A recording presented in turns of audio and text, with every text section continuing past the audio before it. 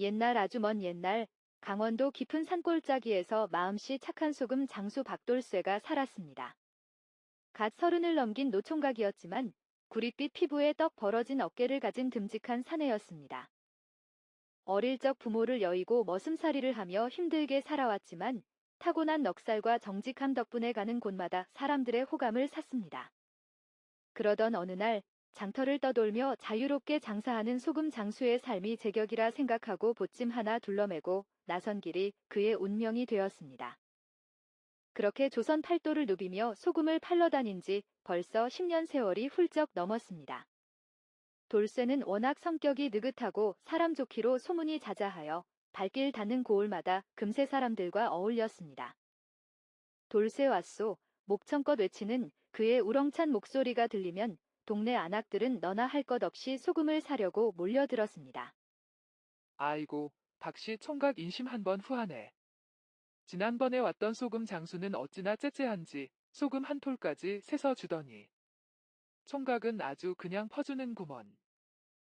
넉넉하게 드릴 수 있을 때 듬뿍 드려야지요. 소금이야 또 구하면 되니 걱정 마시고 가져가셔서 맛있는 김치도 담그시고 국에도 아끼지 말고 팍팍 넣으세요. 총각, 장사 다 봤으면 우리 집 가서 밥이라도 한 끼 먹고 가. 이렇게 인심 좋은 총각 그냥 보낼 수는 없지. 내가 뜨끈한 조밥에 된장찌개 제대로 차려줄 테니 어서 우리 집으로 가자. 인정 넘치는 말씀 감사합니다. 기왕이면 시원한 막걸리도 한 잔 내어주시면 더 감사히 먹겠습니다요. 아이고, 그걸 말이라고. 당연히 내줘야지. 어서 가자. 오늘 저녁은 우리 집에서 푹 쉬었다가. 돌쇠는 푸근한 인심 덕분에 어느 고을을 가든 환대를 받았습니다. 사람들은 그의 소금을 기꺼이 사갔고 웬만하면 소금이 남는 일이 없었습니다. 하지만 워낙 사람들에게 후하게 퍼준 탓에 정작 그에게 돌아오는 이익은 그리 크지 않았습니다. 그런 돌쇠를 보며 장사께나 한다는 다른 소금 상인들은 혀를 끌끌 찼습니다. 이보게, 박씨. 자고로 장사꾼이라면 어떻게든 이혼을 남길 생각을 해야지. 그렇게 퍼줘서 자네는 뭘 먹고 살려고 하는 겐가? 제가 조금 덜 먹고 덜 쓰면 되지요. 야박하게 소금을 재어주면 제 마음이 영 불편해서 안 되겠더라고요. 아니, 그런 마음으로 무슨 장사를 하겠다는 건가?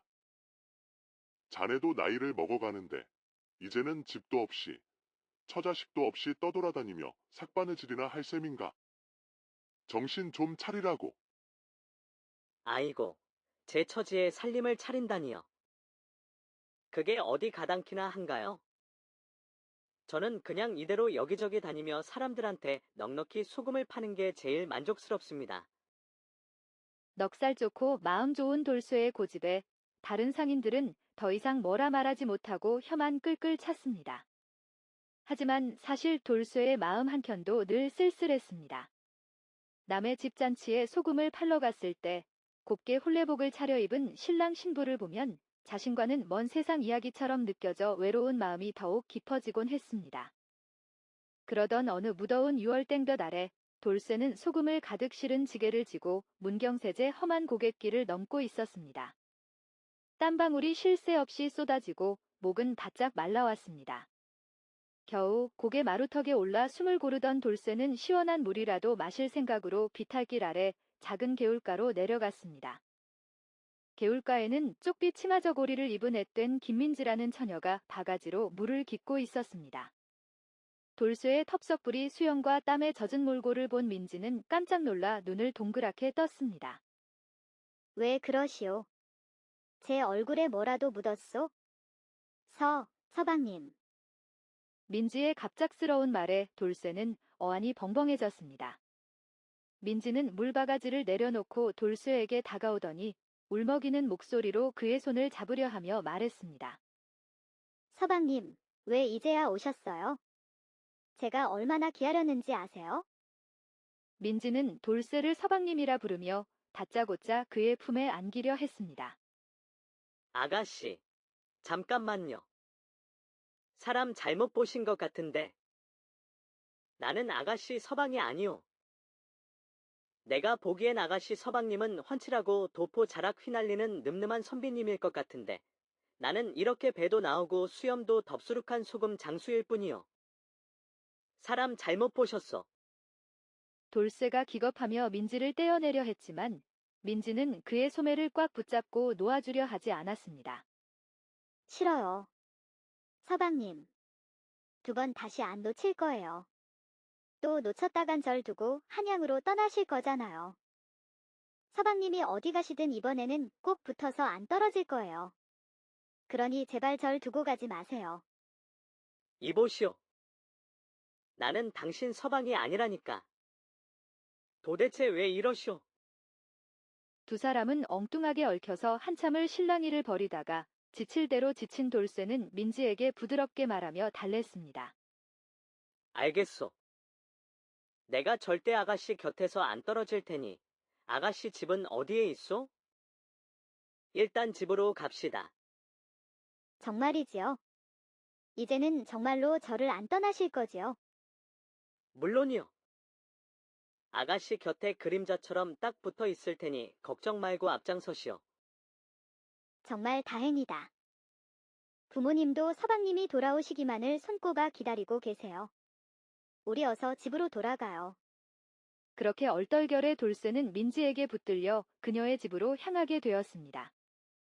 민지의 집은 개울가에서 멀지 않은 곳에 있는 아담한 초가집이었습니다.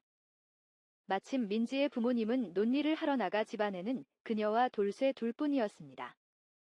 어쩐지 묘한 기분이 들었지만 배가 몹시 고팠던 돌쇠는 민지가 차려주는 보리밥 밥상을 마주하고 허겁지겁 숟가락을 들었습니다.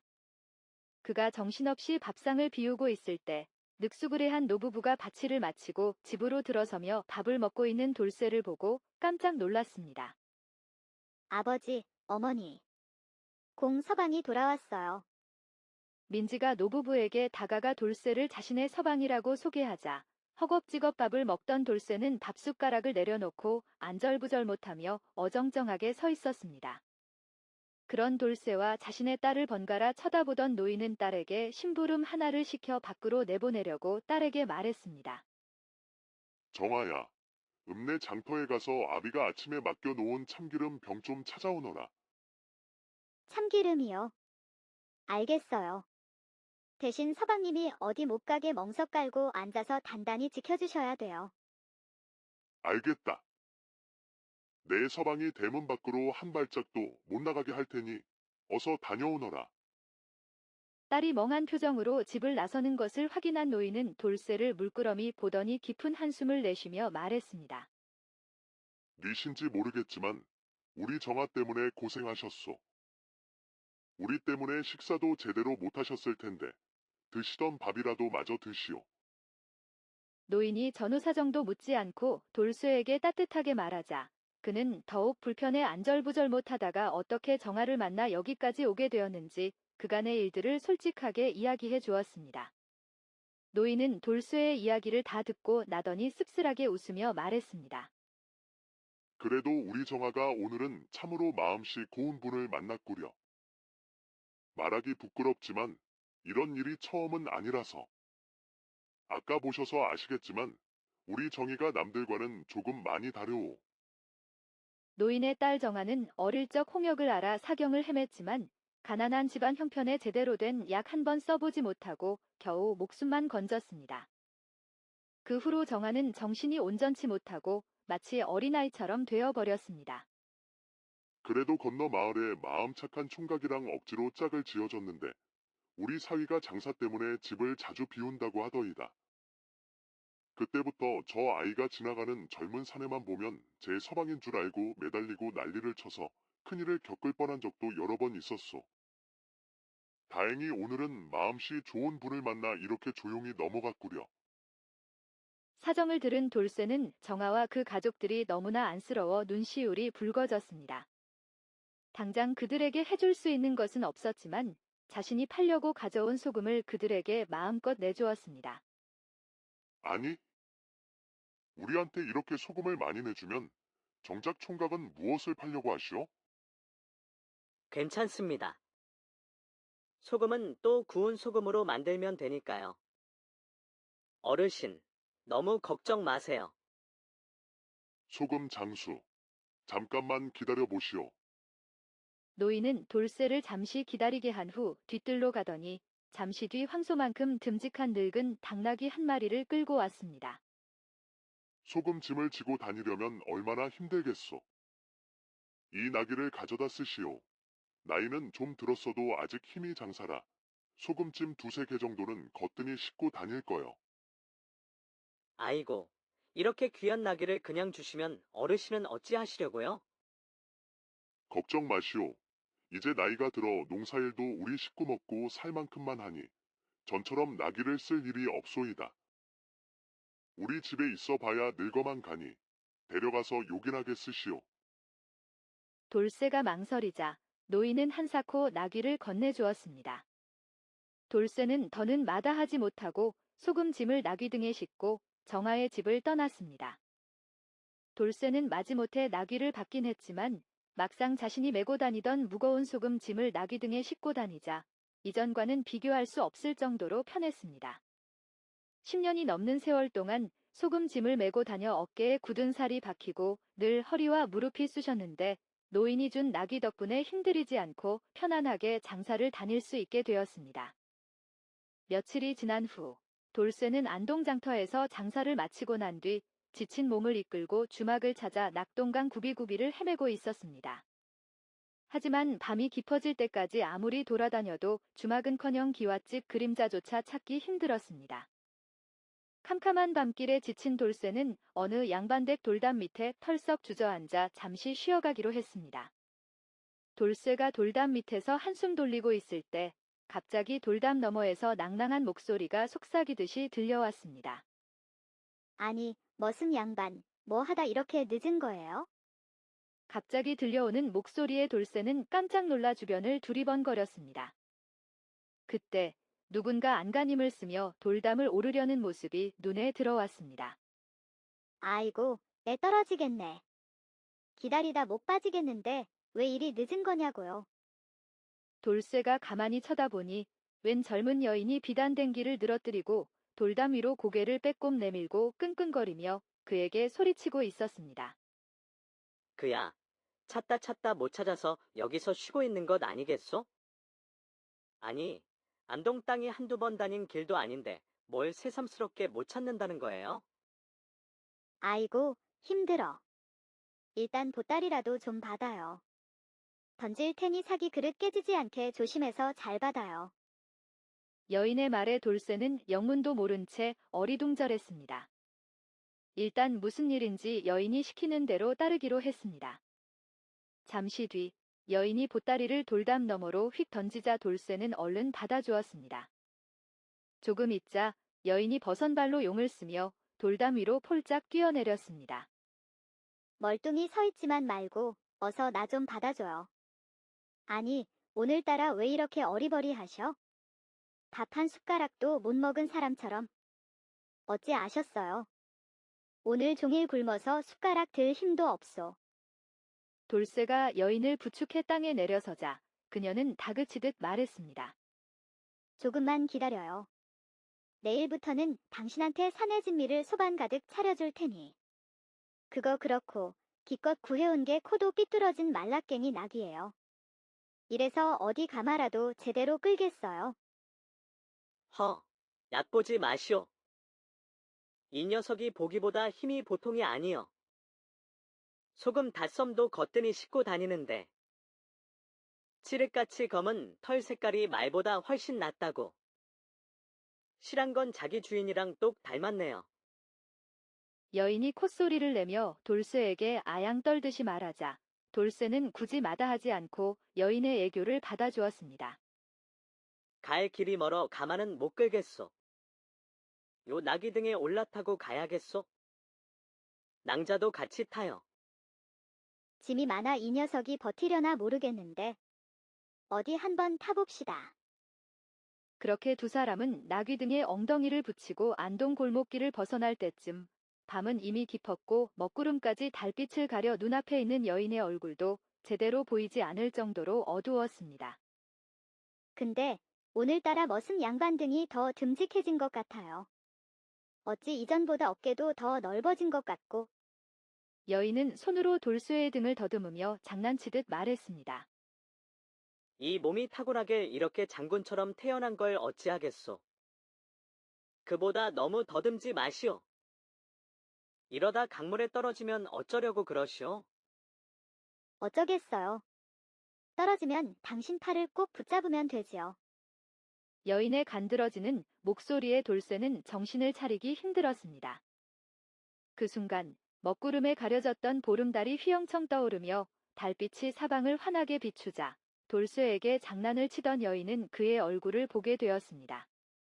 어머나. 누구세요? 도련님, 절 어디로 데려가시는 거예요? 갑자기 왜 이러시오? 내가 뭘 어쨌다고 그러시는 거예요? 누구신데 절 데리고 가는 거예요? 나으리, 날 좀 놓아주세요. 여인은 돌쇠의 얼굴을 확인하고 깜짝 놀라 몸을 활처럼 비틀다가 나귀 등에서 나뭇잎처럼 떨어져 버렸습니다. 넘어진 여인은 엉덩이를 두 손으로 감싸쥐고 아프다며 온갖 엄살을 부리고 소란을 피웠습니다. 괜찮으시오. 괜찮긴 뭐가 괜찮아요. 지금 괜찮아 보여요? 아이고, 온몸이 다 쓰시네. 그건 그렇고, 당신은 누구세요? 누구신데 날 어디로 데려가려고 하는 거예요? 내가 낭자를 어디로 데려가려고 했다는 거요? 난 그저 돌담 밑에서 쉬다가 낭자 말만 따랐을 뿐인데. 그건 그렇고, 혹시 어디 아픈 거 아니요? 근데, 낭자 혹시, 소금 장수 아니에요? 맞소. 내가 능골마을 박돌쇠, 소금 장수 맞는데? 그런 낭자는 도대체 누구시오? 알고 보니 여인은 안동 최부잣집 외동딸 최낭자였습니다. 곱디 고운 자태의 시와 검은고에 능한 재색겸비한 여인이었지만 혼례를 올린 지 석 달도 채 되지 않아 낭군이 갑자기 병으로 세상을 떠나 청산과부가 되어 정절을 지키며 수절하고 있었습니다. 그러다 담장 넘어 세상을 그리워하던 차에 집안일을 돕던 젊은 머슴 이갑돌과 눈이 맞아 정을 통하고 야반도주를 감행하기로 약조했던 것이었습니다. 그런데 어둠 짙은 밤길에 약속 시간에 오기로 한 머슴 갑돌이는 감감무소식이고 마침 그 시간에 돌쇠가 약속 장소인 돌담 밑에 나타나 쉬고 있으니 최낭자가 그를 머슴 갑돌이로 착각한 것이었습니다. 최낭자의 기구한 사정을 듣고 있을 때 누군가 횃불을 손에 들고 두 사람 곁으로 헐레벌떡 달려왔습니다. 아이고, 낭자. 어딜 가시는 거요? 가까이 다가온 이를 보니 새까만 얼굴에 키가 칠척 장신인 머슴 갑돌이었습니다. 그야말로 소처럼 듬직한 사내였습니다. 아니, 갑돌아, 왜 이제야 왔어요? 그게, 마님께서 갑자기 심부름을 시키셔서. 죄송합니다, 낭자. 그런데, 이분은 누구시고 낭자랑 어딜 가려는 거요? 저 머슴이 애먼 사람 붙잡고 봉변을 당할 뻔했지 뭐요. 한참을 찾아 헤매지 않았소. 그게 어찌 된 일이냐 하면 최낭자는 얼굴을 붉히며 머뭇거리다가 자초지종을 머슴 갑돌이에게 소곤소곤 귓속말로 말하였습니다. 두 사람은 한밤 미래를 즐기려던 계획이 엉뚱한 소금 장수 돌쇠에게 발각되어 쥐구멍이라도 찾고 싶은 심정이었습니다. 저 부탁이 있습니다. 부디 오늘 밤 저희를 봤다는 것을 항고해 주셨으면 합니다. 네. 제발 부탁드립니다. 두 사람은 돌쇠를 보며 애원하듯 간절하게 사정했습니다. 걱정하지 마시오. 오늘 일은 저 일이 무거우니 그 누구에게도 발설하지 않을 테니. 감사합니다. 정말로 감사합니다. 두 사람은 고개를 숙여 진심으로 돌쇠에게 감사 인사를 했습니다. 최낭자는 눈물을 훔치며 가져왔던 비단 보따리 중 하나를 돌쇠에게 두 손으로 공손하게 내밀었습니다. 이것이 무엇이요? 작은 정성이지만 감사의 표시로 드리는 것이니 부디 사양하지 마시고 받아주세요. 뭘 이런 걸. 괜찮소. 돌쇠가 어쩔 수 없이 최낭자가 준 보따리를 받아들자 두 사람은 그에게 다시 한번 고개 숙여 인사하고 횃불을 앞세워 어두운 산길을 따라 총총히 멀어져 갔습니다. 그들의 뒷모습을 멍하니 바라보던 돌쇠는 갑자기 가슴 한켠이 텅 빈 듯 착잡한 기분이 들어 혼잣말처럼 중얼거렸습니다. 저 세상 만물이 다 제 짝이 있구나. 하늘 아래 외톨이는 나 혼자뿐인가. 더 밤이 깊어지기 전에 따뜻한 아랫목이나 찾으러 가자. 어깨를 축 늘어뜨리고 쓸쓸하게 마을로 향한 돌쇠는 그날 밤 어느 노부부의 넉넉한 인심 덕분에 따뜻한 방에서 하룻밤 단잠을 푹 자게 되었습니다. 다음 날 새 울음소리에 눈을 뜨자 떠나기 전 최낭자가 주었던 보따리를 조심스럽게 풀어보았습니다. 어허, 이게 뭐야? 보따리 안에는 화려한 색의 새 신랑이 입는 사모관대가 곱게 개어져 있었고 두툼한 돈꾸러미 또한 같이 들어 있었습니다. 돈꾸러미 안에는 황금덩이처럼 무게가 제법 나가는 돈이 가득 들어 있었습니다. 에라, 모르겠다. 평생 장가도 못 가고 늙어 죽을 팔자인데 인생 한번 새 신랑 옷이나 한번 입어보자. 에라, 모르겠다. 평생 장가도 못 가고 늙어 죽을 팔자인데 인생 한번 새 신랑 옷이나 한번 입어보자. 돌쇠는 입고 있던 해진 소금 장수 옷을 미련 없이 벗어던지고 새 옷으로 번개처럼 갈아입은 뒤 나귀 등에 실려있던 소금짐을 하룻밤 따뜻하게 재워준 노부부에게 감사의 표시로 모두 나눠주고 가벼운 마음으로 길을 떠났습니다. 갓 혼례를 올린 새 신랑처럼 멋들어지게 사모관대를 차려입은 그가 나귀를 타고 유유자적 고갯길을 넘어가는 모습을 보고 지나다니는 사람들은 웅성웅성 수군거렸지만 돌쇠는 아랑곳하지 않고 모처럼 가슴 벅찬 기분으로 나귀가 이끄는 대로 콧노래를 흥얼거리며 발길 닿는 대로 길을 떠나갔습니다. 마침 주머니에 어젯밤 최낭자가 준 두둑한 재물도 두둑이 있어 당분간 일을 하지 않아도 돈 걱정까지 할 필요가 없었습니다. 그의 마음은 어느 때보다 더욱 가볍고 헐헐 날아갈 듯했습니다. 그렇게 흥에 겨워 콧노래를 부르며 한참 고갯길을 가다 보니 어느 산골 마을 어귀에 덩치 큰 마을 사람 여러 명이 모여 웅성웅성 떠들다가 그가 오는 모습을 보고는 저 멀리서부터 목청 높여 소리치며 와르르 달려왔습니다. 저기 온다. 어디? 저기 보라고. 나귀 등에 타고 있는 게 새 신랑이다. 아, 진짜네. 사모관대에 나귀까지. 틀림없이 새 신랑 맞네. 돌쇠가 그들에게 가까이 다가가자 얼굴 붉힌 마을 총각들은 개떼처럼 그를 와락 둘러싸고 환영해주더니 억센 손으로 나귀 고삐를 잡아 끌며 어딘가로 우르르 데려가기 시작했습니다. 저기요. 잠깐만요. 도련님들, 저를 어디로 데려가시는 거에? 아니, 새 신랑을 데리고 어디로 가겠소? 당연히 새 신부 곁으로 가야지. 어서 가세. 어서 가세. 그나저나 새 신랑이 듣던 것보다 훨씬 더 듬직하네. 듣기로는 글 공부만 하는 선비님이라고 들었는데 아주 힘께나 쓰는 장군인 줄 알았구먼. 돌쇠는 영문도 모른 채 얼떨떨한 심정으로 그들이 이끄는 대로 정신없이 따라갔습니다. 젊은 총각들은 그를 울긋불긋 꽃가마가 화려하게 장식된 어느 기와 집대문 안으로 우르르 몰려 들어갔습니다. 그가 대문 앞에 엉겁결에 도착하는 모습을 보고 화려한 색 한복을 곱게 차려입은 마을 사람 한 무리가 우르르 뛰어나와 손뼉을 치며 환영해 주었는데 집 앞마당을 가득 채운 사람들을 보니 다름 아닌 혼례 준비로 온통 흥겨운 잔치집이었습니다. 저기요. 잠깐만요. 도련님들, 저는 사실 새 신랑이 아니라 새 신랑 옷만 빌려 입은 능골마을 소금 장수 박돌쇠라고요. 뒤늦게 사태의 심각성을 깨달은 돌쇠가 있는 힘껏 소리쳐 자신을 끌고 온 젊은 총각들에게 말해보았지만 잔치 분위기에 취한 사람들의 흥겨운 웃음소리와 악기소리에 묻혀 아무도 제대로 듣지 못했습니다. 젊은 총각들은 곧 그를 혼례식장 안으로 억지로 떠밀듯 끌고 갔습니다. 아이고, 뭘 그렇게 쑥스러워하시오. 사내 대장부가 혼례날 얼굴 붉히기는 걱정 마시오. 지금은 얼굴이 홍당무처럼 빨개도 있다 해 맑은 가을 하늘 구름처럼 고운 새 신부를 보면 저절로 사르르 녹아내릴 거요.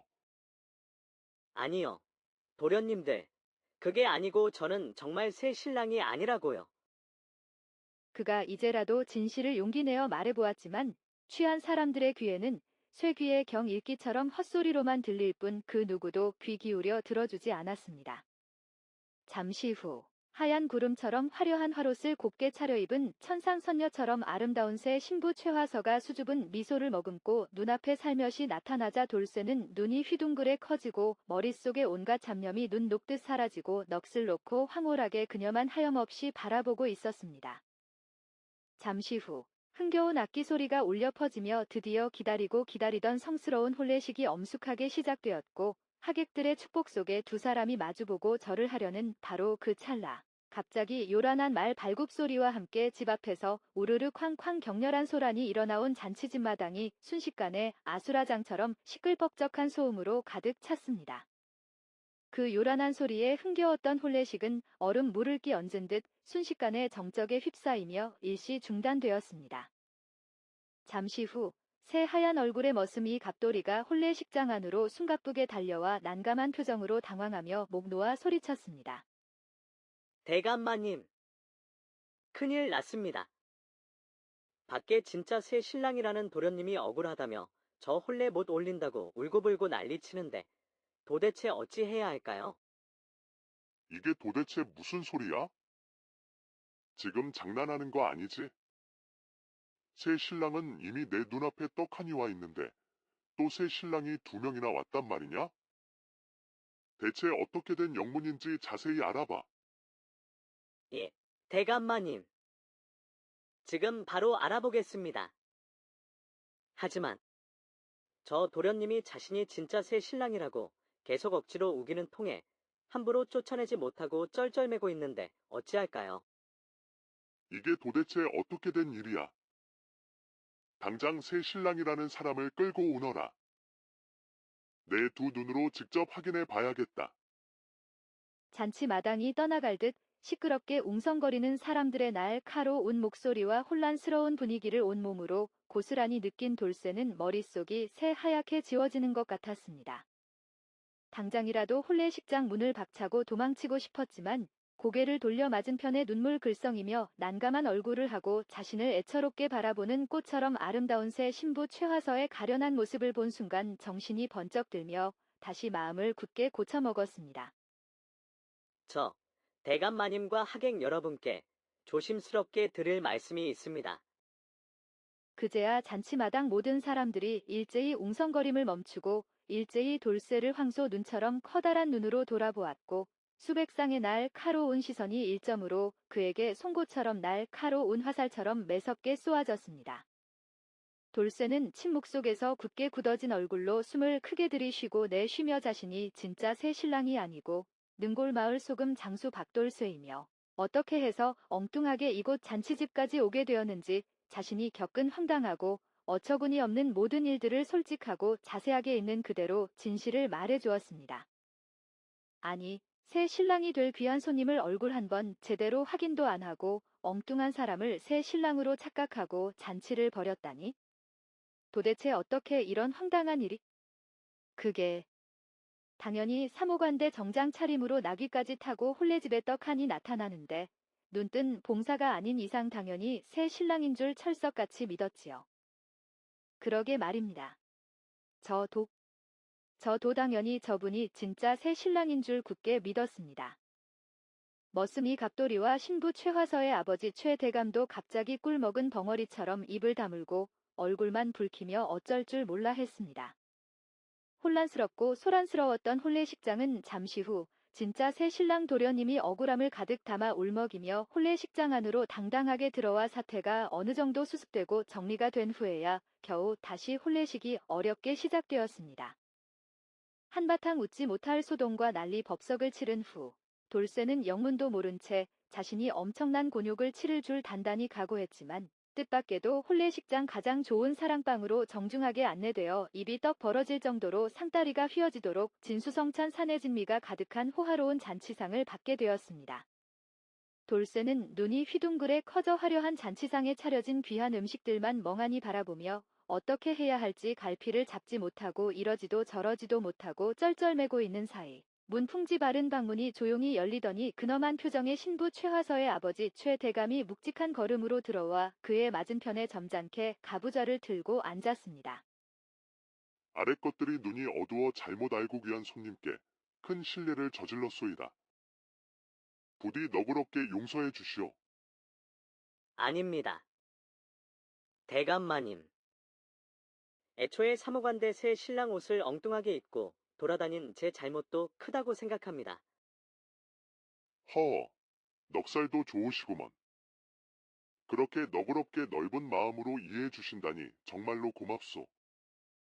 그래도 덕분에 큰 탈 없이 무사히 흥겨운 혼례를 마칠 수 있었소. 참으로 신기하고 귀한 인연도 다 있구려. 오늘 밤 술이 많이 취했지만 이 또한 귀한 인연이니 내 술잔 한 잔 기꺼이 받으시오. 뜻밖에도 점잖은 신부 아버지의 따뜻한 환대의 돌쇠는 굳었던 얼굴에 긴장이 스르르 풀리며 연거푸 술을 벌컥벌컥 얻어 마셨습니다. 어느 정도 얼굴이 붉게 달아오를 정도로 기분 좋게 취기가 오르자 신부 아버지가 흥미진진한 표정으로 그에게 조심스럽게 물었습니다. 그런데 말이오, 소금 장수 양반. 아직 장가도 못 간 총각이 귀한 새 신랑 옷은 도대체 왜 입고 돌아다닌 것이오? 혹시 사연이라도 있는 거 아니오? 신부 아버지의 날카로운 질문에 돌쇠는 잠시 망설이다가 그간 자신에게 파란만장하게 있었던 기막힌 일들을 솔직하게 하나부터 열까지 별표 자세히 별표 이야기해 주었습니다. 구수한 사투리 섞인 돌쇠의 파란만장한 인생 역전 드라마 같은 모든 이야기를 흥미진진하게 귀 기울여 다 듣던 신부 아버지는 무릎을 탁 치며 탄식했습니다. 허, 세상에 이런 기막힌 인연이 또 있나? 능골마을 정아 아가씨와의 엉뚱한 인연이 또 다른 귀한 인연을 만들어 뜻밖에도 우리 집 잔치 마당까지 기적처럼 신기하게 이어지게 된 것이구려. 참으로 알다가도 모르겠는 것이 바로 사람 인연이라는 것인가 보. 그게 정말로 다 사실인가요? 돌쇠는 쑥스러운 듯 머리를 극적였습니다. 그런 순박하고 해맑은 그의 꾸밈 없는 모습이 마음에 쏙 든 신부 아버지는 흐뭇한 미소를 지으며 마주 앉아 돌쇠와 밤늦도록 술잔을 주고받으며 기분 좋게 거하게 취하게 되었습니다. 그날 밤, 온 마을 사람들이 흥겹게 밤늦도록 잔치를 즐기고 있을 무렵, 돌쇠는 조용히 잔치집을 슬그머니 빠져나와 자신의 늙은 나귀를 끌고 어둠 속 밤길을 나섰습니다. 어느샌가 화려했던 새 신랑 사모관대 정장 차림도 미련 없이 훌훌 벗어버리고 자신의 낡은 소금 장수 옷으로 번개처럼 갈아입은 뒤 묵묵히 말 없이 고개 숙인 나귀와 함께 정든 마을을 뒤로하고 정처 없이 길을 벗어나고 있었습니다. 그래도 내 기구한 인생의 생전에 처음으로 화려한 혼례식 구경도 다 해보고 호화로운 잔치까지 배불리 실컷 구하게 받았으니 정말로 꿈만 같은 하루였어. 그렇지 않느냐? 어둠 속에서 메아리처럼 텅 비어 공허하게 돌아오는 대답 없는 혼잣말에 돌쇠는 쓸쓸한 미소를 지으며 애꿎은 나귀에게 투덜거려 보았지만 늙은 나귀는 주인의 서글픈 마음을 아는지 모르는지 묵묵부답 반응 없이 눈만 껌벅이며 애처롭게 자신만 물끄러미 쳐다볼 뿐이었습니다. 그 순간 저 멀리 칠흑 같은 어둠 속 마을 어귀에서 누군가 숨가쁘게 자신을 목 놓아 부르며 허둥지둥 달려오는 흐릿한 모습이 어렴풋이 보였습니다. 이보시오. 능골마을 소금 장수 양반. 새 신랑.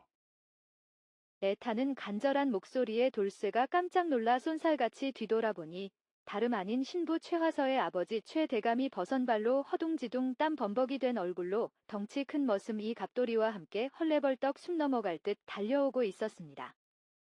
아니, 온다 간다 말도 없이 그렇게 매정하게 정 하나 없이 쌩하니 떠나버리면 나는 어떻게 하라고.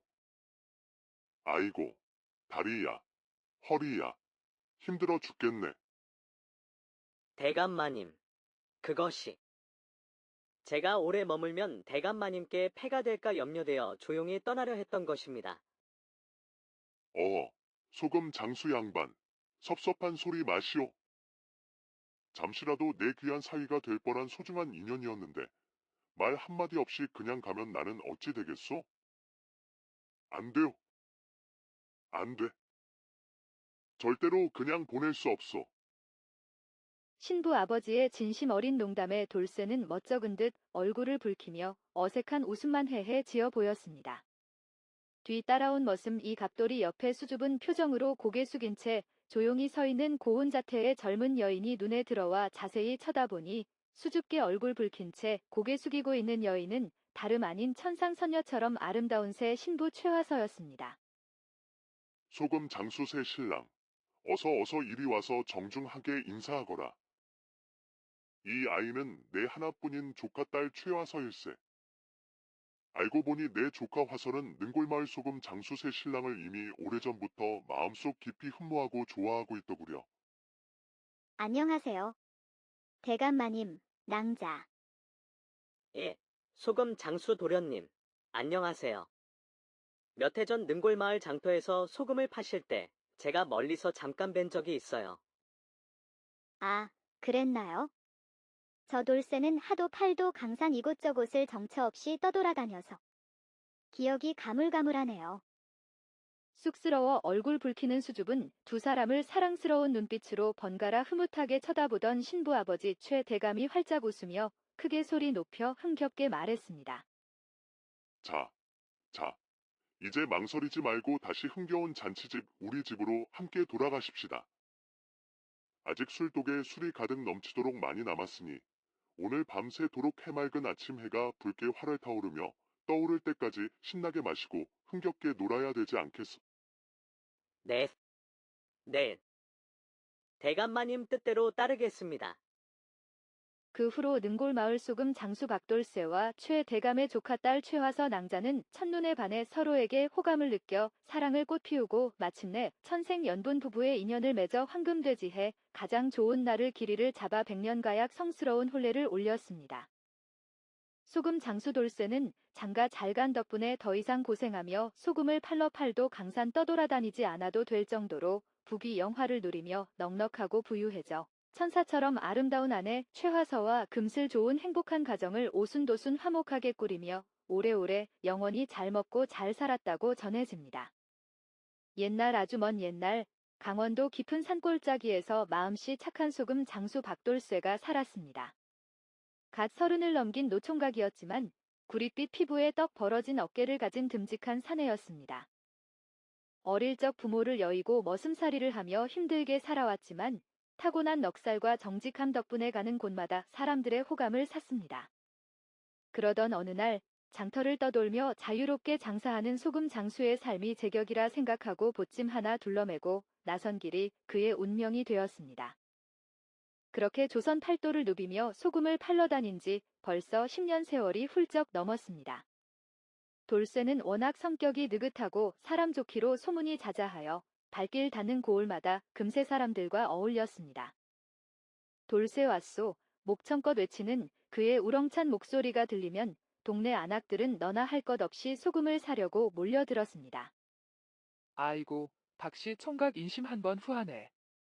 지난번에 왔던 소금 장수는 어찌나 째째한지 소금 한 톨까지 세서 주더니. 총각은 아주 그냥 퍼주는구먼. 넉넉하게 드릴 수 있을 때 듬뿍 드려야지요. 소금이야 또 구하면 되니 걱정 마시고 가져가셔서 맛있는 김치도 담그시고 국에도 아끼지 말고 팍팍 넣으세요. 총각, 장사 다 봤으면 우리 집 가서 밥이라도 한 끼 먹고 가. 이렇게 인심 좋은 총각 그냥 보낼 수는 없지. 내가 뜨끈한 조밥에 된장찌개 제대로 차려줄 테니 어서 우리 집으로 가자. 인정 넘치는 말씀 감사합니다. 기왕이면 시원한 막걸리도 한 잔 내어주시면 더 감사히 먹겠습니다요. 아이고, 그걸 말이라고. 당연히 내줘야지. 어서 가자. 오늘 저녁은 우리 집에서 푹 쉬었다가. 돌쇠는 푸근한 인심 덕분에 어느 고을을 가든 환대를 받았습니다. 사람들은 그의 소금을 기꺼이 사갔고 웬만하면 소금이 남는 일이 없었습니다. 하지만 워낙 사람들에게 후하게 퍼준 탓에 정작 그에게 돌아오는 이익은 그리 크지 않았습니다. 그런 돌쇠를 보며 장사께나 한다는 다른 소금 상인들은 혀를 끌끌 찼습니다. 이보게, 박씨. 자고로 장사꾼이라면 어떻게든 이혼을 남길 생각을 해야지. 그렇게 퍼져서 자네는 뭘 먹고 살려고 하는 겐가? 제가 조금 덜 먹고 덜 쓰면 되지요. 야박하게 소금을 재어주면 제 마음이 영 불편해서 안 되겠더라고요. 아니, 그런 마음으로 무슨 장사를 하겠다는 건가? 자네도 나이를 먹어가는데, 이제는 집도 없이, 처자식도 없이 떠돌아다니며 삭바느질이나 할 셈인가? 정신 좀 차리라고. 아이고, 제 처지에 살림을 차린다니요. 그게 어디 가당키나 한가요? 저는 그냥 이대로 여기저기 다니며 사람들한테 넉넉히 소금을 파는 게 제일 만족스럽습니다. 넉살 좋고 마음 좋은 돌쇠의 고집에 다른 상인들은 더 이상 뭐라 말하지 못하고 혀만 끌끌 찼습니다. 하지만 사실 돌쇠의 마음 한켠도 늘 쓸쓸했습니다. 남의 집 잔치에 소금을 팔러 갔을 때 곱게 혼례복을 차려입은 신랑 신부를 보면 자신과는 먼 세상 이야기처럼 느껴져 외로운 마음이 더욱 깊어지곤 했습니다. 그러던 어느 무더운 6월 땡볕 아래 돌쇠는 소금을 가득 실은 지게를 지고 문경세제 험한 고갯길을 넘고 있었습니다. 땀방울이 쉴 새 없이 쏟아지고 목은 바짝 말라왔습니다. 겨우 고개 마루턱에 올라 숨을 고르던 돌쇠는 시원한 물이라도 마실 생각으로 비탈길 아래 작은 개울가로 내려갔습니다. 개울가에는 쪽빛 치마저고리를 입은 앳된 김민지라는 처녀가 바가지로 물을 깃고 있었습니다. 돌쇠의 텁석불이 수염과 땀에 젖은 몰골을 본 민지는 깜짝 놀라 눈을 동그랗게 떴습니다. 왜 그러시오? 제 얼굴에 뭐라도 묻었소? 서방님. 민지의 갑작스러운 말에 돌쇠는 어안이 벙벙해졌습니다. 민지는 물바가지를 내려놓고 돌쇠에게 다가오더니 울먹이는 목소리로 그의 손을 잡으려 하며 말했습니다. 서방님, 왜 이제야 오셨어요? 제가 얼마나 기다렸는지 아세요? 민지는 돌쇠를 서방님이라 부르며 다짜고짜 그의 품에 안기려 했습니다. 아가씨, 잠깐만요. 사람 잘못 보신 것 같은데. 나는 아가씨 서방이 아니오. 내가 보기엔 아가씨 서방님은 훤칠하고 도포 자락 휘날리는 늠름한 선비님일 것 같은데. 나는 이렇게 배도 나오고 수염도 덥수룩한 소금 장수일 뿐이요. 사람 잘못 보셨어. 돌쇠가 기겁하며 민지를 떼어내려 했지만 민지는 그의 소매를 꽉 붙잡고 놓아주려 하지 않았습니다. 싫어요. 서방님. 2번 다시 안 놓칠 거예요. 또 놓쳤다간 절 두고 한양으로 떠나실 거잖아요. 서방님이 어디 가시든 이번에는 꼭 붙어서 안 떨어질 거예요. 그러니 제발 절 두고 가지 마세요. 이보시오. 나는 당신 서방이 아니라니까. 도대체 왜 이러시오? 두 사람은 엉뚱하게 얽혀서 한참을 실랑이를 벌이다가 지칠 대로 지친 돌쇠는 민지에게 부드럽게 말하며 달랬습니다. 알겠소. 내가 절대 아가씨 곁에서 안 떨어질 테니 아가씨 집은 어디에 있소? 일단 집으로 갑시다. 정말이지요? 이제는 정말로 저를 안 떠나실 거지요? 물론이요. 아가씨 곁에 그림자처럼 딱 붙어 있을 테니 걱정 말고 앞장서시오. 정말 다행이다. 부모님도 서방님이 돌아오시기만을 손꼽아 기다리고 계세요. 우리 어서 집으로 돌아가요. 그렇게 얼떨결에 돌쇠는 민지에게 붙들려 그녀의 집으로 향하게 되었습니다. 민지의 집은 개울가에서 멀지 않은 곳에 있는 아담한 초가집이었습니다. 마침 민지의 부모님은 논일을 하러 나가 집안에는 그녀와 돌쇠 둘뿐이었습니다. 어쩐지 묘한 기분이 들었지만 배가 몹시 고팠던 돌쇠는 민지가 차려주는 보리밥 밥상을 마주하고 허겁지겁 숟가락을 들었습니다. 그가 정신없이 밥상을 비우고 있을 때 늑수그레한 노부부가 밭일을 마치고 집으로 들어서며 밥을 먹고 있는 돌쇠를 보고 깜짝 놀랐습니다. 아버지, 어머니. 공 서방이 돌아왔어요. 민지가 노부부에게 다가가 돌쇠를 자신의 서방이라고 소개하자 허겁지겁 밥을 먹던 돌쇠는 밥숟가락을 내려놓고 안절부절 못하며 어정쩡하게 서 있었습니다. 그런 돌쇠와 자신의 딸을 번갈아 쳐다보던 노인은 딸에게 심부름 하나를 시켜 밖으로 내보내려고 딸에게 말했습니다. 정아야, 읍내 장터에 가서 아비가 아침에 맡겨놓은 참기름 병 좀 찾아오너라. 참기름이요. 알겠어요. 대신 서방님이 어디 못 가게 멍석 깔고 앉아서 단단히 지켜주셔야 돼요. 알겠다. 내 서방이 대문 밖으로 한 발짝도 못 나가게 할 테니 어서 다녀오너라. 딸이 멍한 표정으로 집을 나서는 것을 확인한 노인은 돌쇠를 물끄러미 보더니 깊은 한숨을 내쉬며 말했습니다. 니신지 모르겠지만 우리 정아 때문에 고생하셨소. 우리 때문에 식사도 제대로 못하셨을 텐데 드시던 밥이라도 마저 드시오. 노인이 전후 사정도 묻지 않고 돌쇠에게 따뜻하게 말하자 그는 더욱 불편해 안절부절 못하다가 어떻게 정아를 만나 여기까지 오게 되었는지 그간의 일들을 솔직하게 이야기해 주었습니다. 노인은 돌쇠의 이야기를 다 듣고 나더니 씁쓸하게 웃으며 말했습니다. 그래도 우리 정아가 오늘은 참으로 마음씨 고운 분을 만났구려. 말하기 부끄럽지만 이런 일이 처음은 아니라서. 아까 보셔서 아시겠지만 우리 정이가 남들과는 조금 많이 다르오. 노인의 딸 정아는 어릴 적 홍역을 알아 사경을 헤맸지만 가난한 집안 형편에 제대로 된 약 한 번 써보지 못하고 겨우 목숨만 건졌습니다. 그 후로 정아는 정신이 온전치 못하고 마치 어린아이처럼 되어버렸습니다. 그래도 건너 마을에 마음 착한 총각이랑 억지로 짝을 지어줬는데 우리 사위가 장사 때문에 집을 자주 비운다고 하더이다. 그때부터 저 아이가 지나가는 젊은 사내만 보면 제 서방인 줄 알고 매달리고 난리를 쳐서 큰일을 겪을 뻔한 적도 여러 번 있었소. 다행히 오늘은 마음씨 좋은 분을 만나 이렇게 조용히 넘어갔구려. 사정을 들은 돌쇠는 정아와 그 가족들이 너무나 안쓰러워 눈시울이 붉어졌습니다.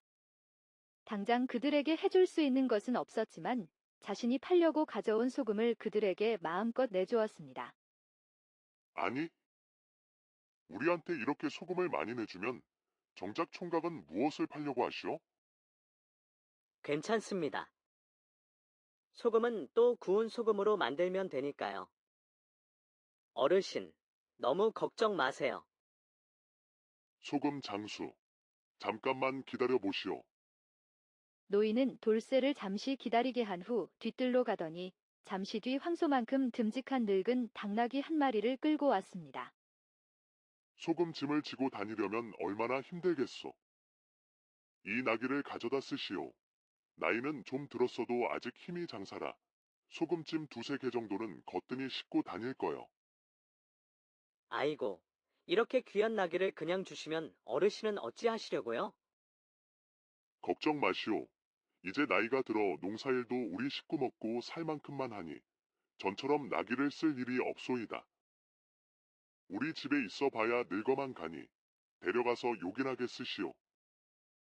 돌쇠가 망설이자 노인은 한사코 나귀를 건네주었습니다. 돌쇠는 더는 마다하지 못하고 소금 짐을 나귀 등에 싣고 정아의 집을 떠났습니다. 돌쇠는 마지못해 나귀를 받긴 했지만 막상 자신이 메고 다니던 무거운 소금 짐을 나귀 등에 싣고 다니자 이전과는 비교할 수 없을 정도로 편했습니다. 10년이 넘는 세월 동안 소금 짐을 메고 다녀 어깨에 굳은 살이 박히고 늘 허리와 무릎이 쑤셨는데 노인이 준 나귀 덕분에 힘들이지 않고 편안하게 장사를 다닐 수 있게 되었습니다. 며칠이 지난 후 돌쇠는 안동장터에서 장사를 마치고 난 뒤 지친 몸을 이끌고 주막을 찾아 낙동강 구비구비를 헤매고 있었습니다. 하지만 밤이 깊어질 때까지 아무리 돌아다녀도 주막은커녕 기와집 그림자조차 찾기 힘들었습니다. 캄캄한 밤길에 지친 돌쇠는 어느 양반댁 돌담 밑에 털썩 주저앉아 잠시 쉬어가기로 했습니다. 돌쇠가 돌담 밑에서 한숨 돌리고 있을 때 갑자기 돌담 너머에서 낭낭한 목소리가 속삭이듯이 들려왔습니다. 아니, 머슴 양반, 뭐 하다 이렇게 늦은 거예요?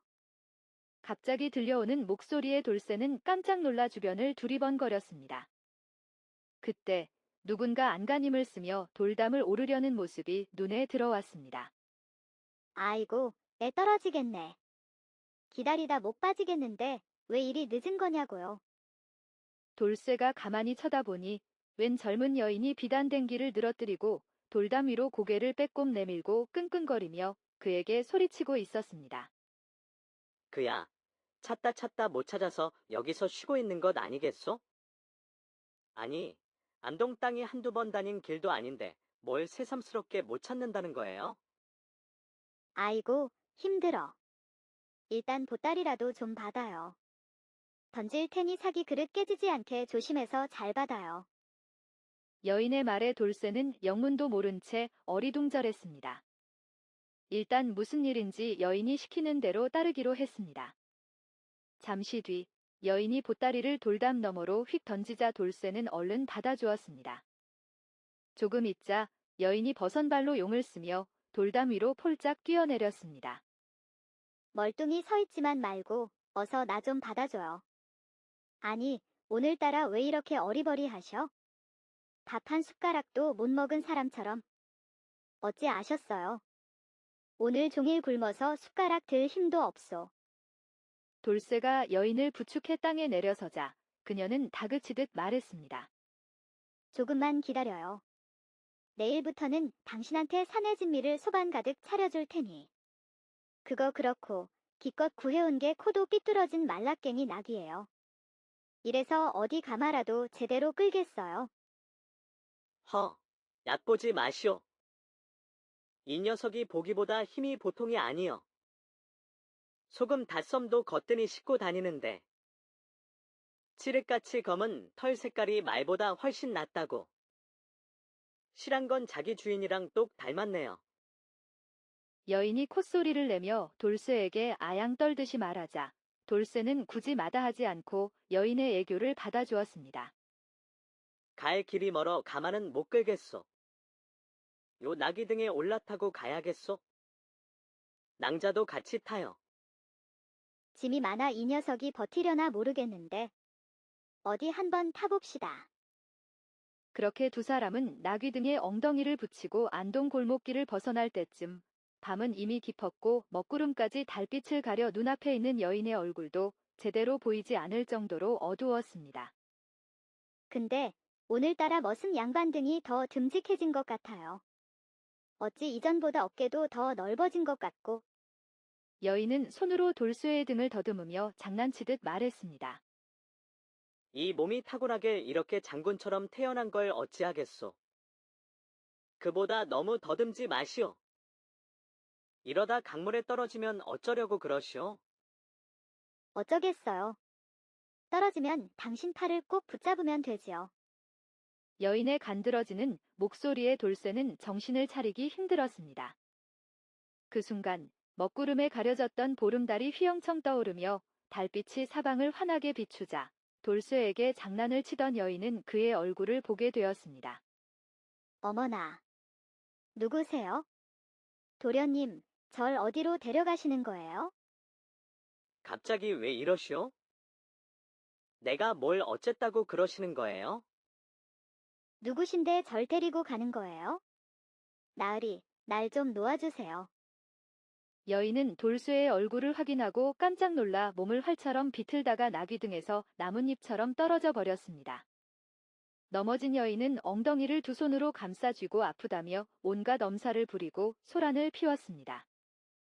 괜찮으시오. 괜찮긴 뭐가 괜찮아요. 지금 괜찮아 보여요? 아이고, 온몸이 다 쓰시네. 그건 그렇고, 당신은 누구세요? 누구신데 날 어디로 데려가려고 하는 거예요? 내가 낭자를 어디로 데려가려고 했다는 거요? 난 그저 돌담 밑에서 쉬다가 낭자 말만 따랐을 뿐인데. 그건 그렇고, 혹시 어디 아픈 거 아니요? 근데, 낭자 혹시 소금 장수 아니에요? 맞소. 내가 능골마을 박돌쇠, 소금 장수 맞는데? 그런 낭자는 도대체 누구시오? 알고 보니 여인은 안동 최부잣집 외동딸 최낭자였습니다. 곱디 고운 자태의 시와 검은고에 능한 재색겸비한 여인이었지만 혼례를 올린 지 석 달도 채 되지 않아 낭군이 갑자기 병으로 세상을 떠나 청산과부가 되어 정절을 지키며 수절하고 있었습니다. 그러다 담장 넘어 세상을 그리워하던 차에 집안일을 돕던 젊은 머슴 이갑돌과 눈이 맞아 정을 통하고 야반도주를 감행하기로 약조했던 것이었습니다. 그런데 어둠 짙은 밤길에 약속 시간에 오기로 한 머슴 갑돌이는 감감무소식이고 마침 그 시간에 돌쇠가 약속 장소인 돌담 밑에 나타나 쉬고 있으니 최낭자가 그를 머슴 갑돌이로 착각한 것이었습니다. 최낭자의 기구한 사정을 듣고 있을 때 누군가 횃불을 손에 들고 두 사람 곁으로 헐레벌떡 달려왔습니다. 아이고, 낭자. 어딜 가시는 거요? 가까이 다가온 이를 보니 새까만 얼굴에 키가 칠척 장신인 머슴 갑돌이었습니다. 그야말로 소처럼 듬직한 사내였습니다. 아니, 갑돌아, 왜 이제야 왔어요?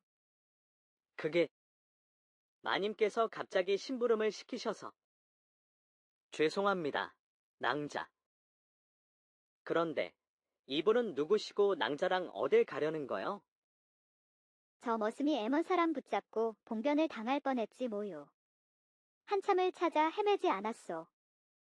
그게 어찌 된 일이냐 하면 최낭자는 얼굴을 붉히며 머뭇거리다가 자초지종을 머슴 갑돌이에게 소곤소곤 귓속말로 말하였습니다. 두 사람은 한밤 미래를 즐기려던 계획이 엉뚱한 소금 장수 돌쇠에게 발각되어 쥐구멍이라도 찾고 싶은 심정이었습니다. 저 부탁이 있습니다. 부디 오늘 밤 저희를 봤다는 것을 항고해 주셨으면 합니다. 네. 제발 부탁드립니다. 두 사람은 돌쇠를 보며 애원하듯 간절하게 사정했습니다. 걱정하지 마시오. 오늘 일은 저 일이 무거우니 그 누구에게도 발설하지 않을 테니. 감사합니다. 정말로 감사합니다. 두 사람은 고개를 숙여 진심으로 돌쇠에게 감사 인사를 했습니다. 최낭자는 눈물을 훔치며 가져왔던 비단 보따리 중 하나를 돌쇠에게 두 손으로 공손하게 내밀었습니다. 이것이 무엇이요? 작은 정성이지만 감사의 표시로 드리는 것이니 부디 사양하지 마시고 받아주세요. 뭘 이런 걸. 괜찮소. 돌쇠가 어쩔 수 없이 최낭자가 준 보따리를 받아들자 두 사람은 그에게 다시 한번 고개 숙여 인사하고 횃불을 앞세워 어두운 산길을 따라 총총히 멀어져 갔습니다. 그들의 뒷모습을 멍하니 바라보던 돌쇠는 갑자기 가슴 한켠이 텅 빈 듯 착잡한 기분이 들어 혼잣말처럼 중얼거렸습니다. 저 세상 만물이 다 제 짝이 있구나. 하늘 아래 외톨이는 나 혼자뿐인가. 더 밤이 깊어지기 전에 따뜻한 아랫목이나 찾으러 가자.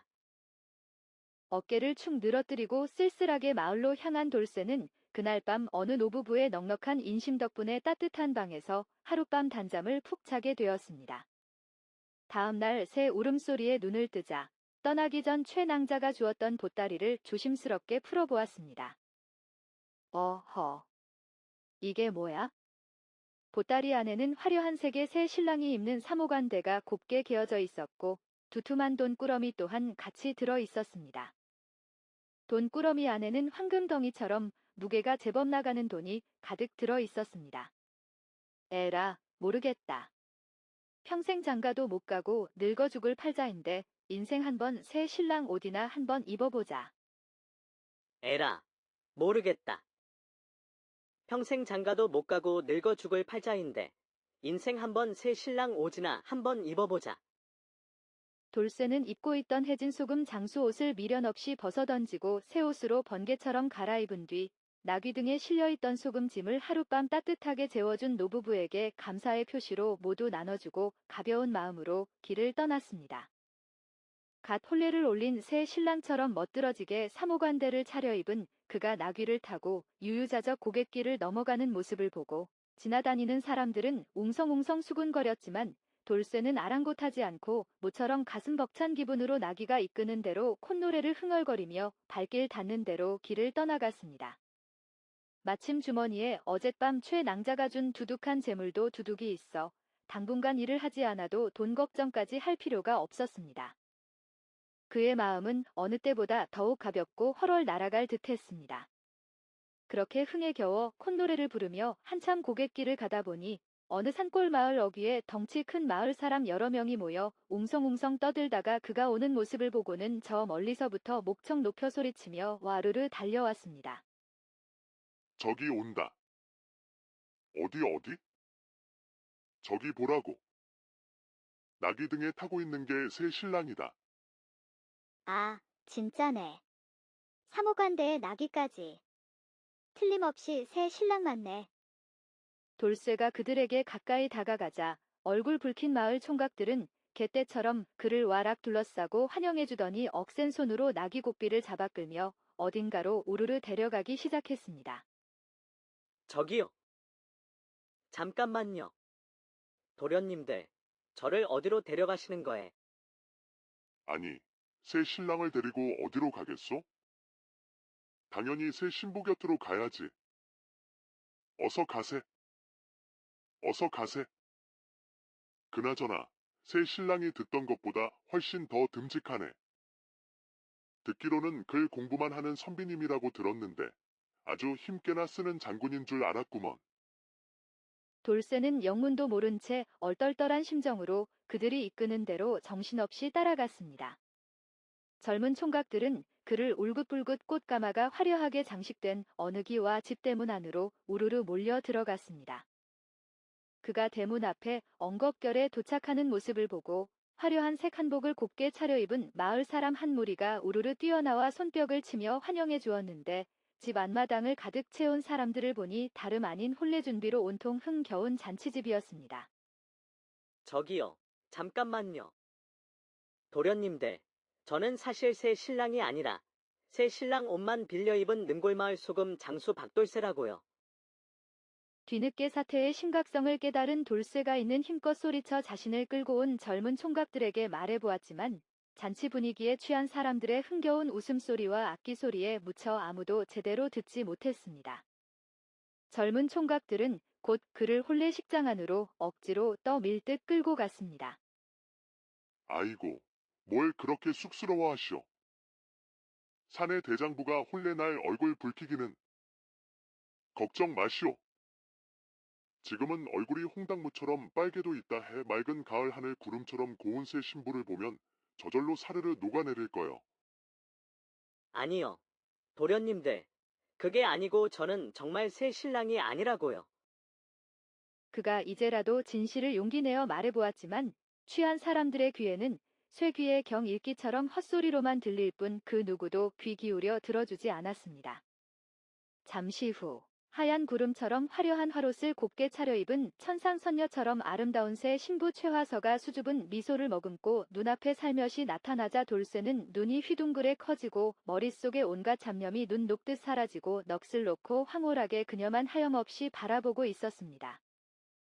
잠시 후 흥겨운 악기 소리가 울려 퍼지며 드디어 기다리고 기다리던 성스러운 혼례식이 엄숙하게 시작되었고 하객들의 축복 속에 두 사람이 마주보고 절을 하려는 바로 그 찰나. 갑자기 요란한 말 발굽 소리와 함께 집 앞에서 우르르 쾅쾅 격렬한 소란이 일어나온 잔치집 마당이 순식간에 아수라장처럼 시끌벅적한 소음으로 가득 찼습니다. 그 요란한 소리에 흥겨웠던 혼례식은 얼음 물을 끼 얹은 듯 순식간에 정적에 휩싸이며 일시 중단되었습니다. 잠시 후 새 하얀 얼굴의 머슴이 갑돌이가 혼례식장 안으로 숨가쁘게 달려와 난감한 표정으로 당황하며 목 놓아 소리쳤습니다. 대감마님, 큰일 났습니다. 밖에 진짜 새 신랑이라는 도련님이 억울하다며 저 혼례 못 올린다고 울고불고 난리치는데 도대체 어찌 해야 할까요? 이게 도대체 무슨 소리야?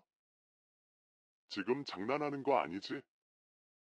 새 신랑은 이미 내 눈앞에 떡하니 와 있는데 또 새 신랑이 두 명이나 왔단 말이냐?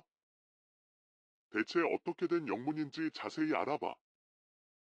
예, 대감마님. 지금 바로 알아보겠습니다. 하지만 저 도련님이 자신이 진짜 새 신랑이라고 계속 억지로 우기는 통에 함부로 쫓아내지 못하고 쩔쩔매고 있는데 어찌할까요? 이게 도대체 어떻게 된 일이야? 당장 새 신랑이라는 사람을 끌고 오너라. 내 두 눈으로 직접 확인해 봐야겠다. 잔치 마당이 떠나갈 듯 시끄럽게 웅성거리는 사람들의 날카로운 목소리와 혼란스러운 분위기를 온몸으로 고스란히 느낀 돌쇠는 머릿속이 새하얗게 지워지는 것 같았습니다. 당장이라도 혼례식장 문을 박차고 도망치고 싶었지만 고개를 돌려 맞은편에 눈물 글썽이며 난감한 얼굴을 하고 자신을 애처롭게 바라보는 꽃처럼 아름다운 새 신부 최화서의 가련한 모습을 본 순간 정신이 번쩍 들며 다시 마음을 굳게 고쳐먹었습니다. 저, 대감마님과 하객 여러분께 조심스럽게 드릴 말씀이 있습니다. 그제야 잔치마당 모든 사람들이 일제히 웅성거림을 멈추고 일제히 돌쇠를 황소 눈처럼 커다란 눈으로 돌아보았고 수백 쌍의 날카로운 시선이 일점으로 그에게 송곳처럼 날카로운 화살처럼 매섭게 쏘아졌습니다. 돌쇠는 침묵 속에서 굳게 굳어진 얼굴로 숨을 크게 들이쉬고 내쉬며 자신이 진짜 새 신랑이 아니고 능골마을 소금 장수 박돌쇠이며 어떻게 해서 엉뚱하게 이곳 잔치집까지 오게 되었는지 자신이 겪은 황당하고 어처구니 없는 모든 일들을 솔직하고 자세하게 있는 그대로 진실을 말해 주었습니다. 아니, 새 신랑이 될 귀한 손님을 얼굴 한번 제대로 확인도 안 하고 엉뚱한 사람을 새 신랑으로 착각하고 잔치를 벌였다니? 도대체 어떻게 이런 황당한 일이? 그게 당연히 사모관대 정장 차림으로 나귀까지 타고 혼례집에 떡하니 나타나는데 눈뜬 봉사가 아닌 이상 당연히 새 신랑인 줄 철석같이 믿었지요. 그러게 말입니다. 저도 당연히 저분이 진짜 새 신랑인 줄 굳게 믿었습니다. 머슴이 갑돌이와 신부 최화서의 아버지 최대감도 갑자기 꿀먹은 벙어리처럼 입을 다물고 얼굴만 붉히며 어쩔 줄 몰라 했습니다. 혼란스럽고 소란스러웠던 혼례식장은 잠시 후 진짜 새 신랑 도련님이 억울함을 가득 담아 울먹이며 혼례식장 안으로 당당하게 들어와 사태가 어느 정도 수습되고 정리가 된 후에야 겨우 다시 혼례식이 어렵게 시작되었습니다. 한바탕 웃지 못할 소동과 난리 법석을 치른 후 돌쇠는 영문도 모른 채 자신이 엄청난 곤욕을 치를 줄 단단히 각오했지만 뜻밖에도 혼례식장 가장 좋은 사랑방으로 정중하게 안내되어 입이 떡 벌어질 정도로 상다리가 휘어지도록 진수성찬 산해진미가 가득한 호화로운 잔치상을 받게 되었습니다. 돌쇠는 눈이 휘둥그레 커져 화려한 잔치상에 차려진 귀한 음식들만 멍하니 바라보며 어떻게 해야 할지 갈피를 잡지 못하고 이러지도 저러지도 못하고 쩔쩔매고 있는 사이 문풍지 바른 방문이 조용히 열리더니 근엄한 표정의 신부 최화서의 아버지 최대감이 묵직한 걸음으로 들어와 그의 맞은편에 점잖게 가부좌를 들고 앉았습니다. 아래 것들이 눈이 어두워 잘못 알고 귀한 손님께 큰 실례를 저질렀소이다. 부디 너그럽게 용서해 주시오. 아닙니다. 대감마님. 애초에 사모관대 새 신랑 옷을 엉뚱하게 입고 돌아다닌 제 잘못도 크다고 생각합니다. 허, 넉살도 좋으시구먼. 그렇게 너그럽게 넓은 마음으로 이해해 주신다니 정말로 고맙소.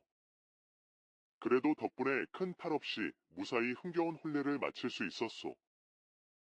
참으로 신기하고 귀한 인연도 다 있구려. 오늘 밤술이 많이 취했지만 이 또한 귀한 인연이니 내 술잔 한 잔 기꺼이 받으시오.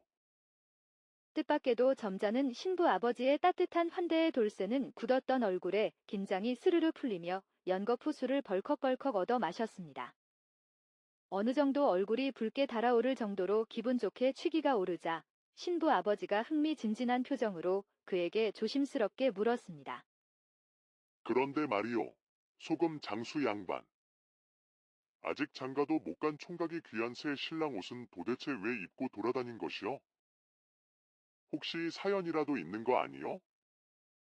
신부 아버지의 날카로운 질문에 돌쇠는 잠시 망설이다가 그간 자신에게 파란만장하게 있었던 기막힌 일들을 솔직하게 하나부터 열까지 별표 자세히 별표 이야기해 주었습니다. 구수한 사투리 섞인 돌쇠의 파란만장한 인생 역전 드라마 같은 모든 이야기를 흥미진진하게 귀 기울여 다 듣던 신부 아버지는 무릎을 탁 치며 탄식했습니다. 허, 세상에 이런 기막힌 인연이 또 있나? 능골마을 정아 아가씨와의 엉뚱한 인연이 또 다른 귀한 인연을 만들어 뜻밖에도 우리 집 잔치 마당까지 기적처럼 신기하게 이어지게 된 것이구려. 참으로 알다가도 모르겠는 것이 바로 사람 인연이라는 것인가 보. 그게 정말로 다 사실인가요? 돌쇠는 쑥스러운 듯 머리를 극적였습니다. 그런 순박하고 해맑은 그의 꾸밈 없는 모습이 마음에 쏙 든 신부 아버지는 흐뭇한 미소를 지으며 마주 앉아 돌쇠와 밤늦도록 술잔을 주고받으며 기분 좋게 거하게 취하게 되었습니다. 그날 밤, 온 마을 사람들이 흥겹게 밤늦도록 잔치를 즐기고 있을 무렵, 돌쇠는 조용히 잔치집을 슬그머니 빠져나와 자신의 늙은 나귀를 끌고 어둠 속 밤길을 나섰습니다.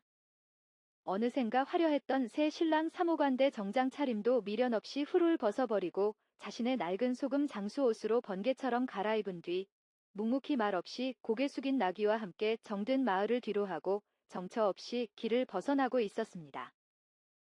그래도 내 기구한 인생의 생전에 처음으로 화려한 홀례식 구경도 다 해보고 호화로운 잔치까지 배불리 실컷 구하게 받았으니 정말로 꿈만 같은 하루였어.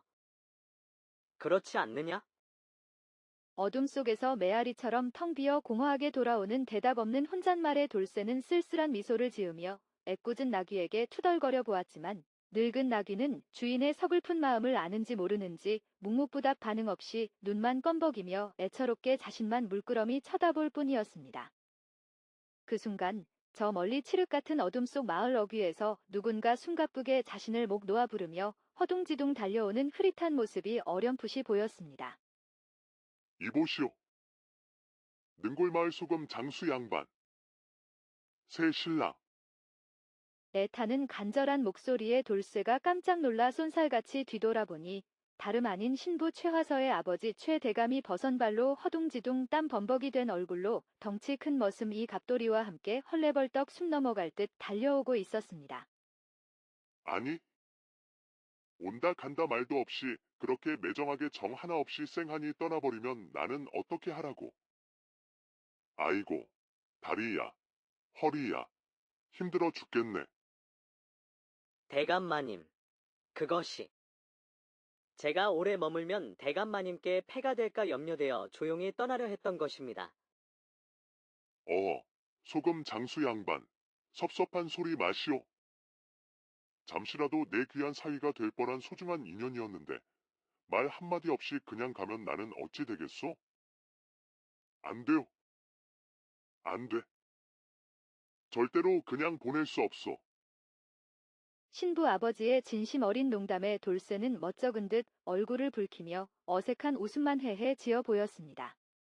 뒤 따라온 머슴 이 갑돌이 옆에 수줍은 표정으로 고개 숙인 채 조용히 서 있는 고운 자태의 젊은 여인이 눈에 들어와 자세히 쳐다보니 수줍게